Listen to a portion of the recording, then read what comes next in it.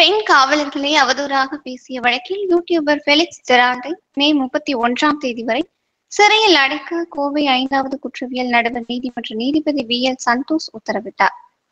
ரெட்ஃபிக்ஸ் என்ற பெயரில் டிஜிட்டல் ஊடக நிறுவனம் நடத்தி வரும் ஃபெலிக்ஸ் ஜெரால்ட் கடந்த சில நாட்களுக்கு முன்பு சவுக்கு சங்கரை பேட்டி எடுத்து தனது யூடியூப் பக்கத்தில் வெளியிட்டார். அதில் சவுக்கு சங்கர் பெண் காவலர்கள் குறித்து சர்ச்சைக்குரிய கருத்துக்களை பதிவு செய்த நிலையில் இந்த பேட்டியை எவ்வித தணிக்கையும் இன்றி வெளியிடப்பட்டது.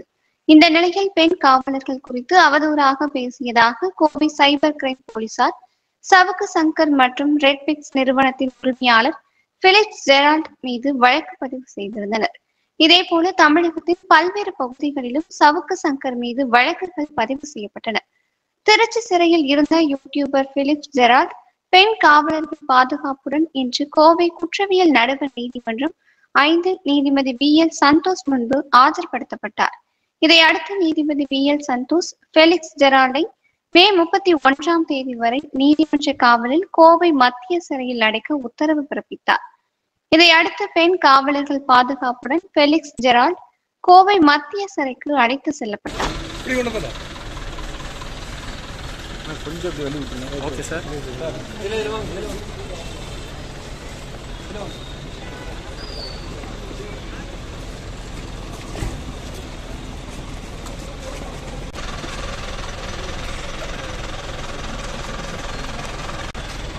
Iya, Mbak.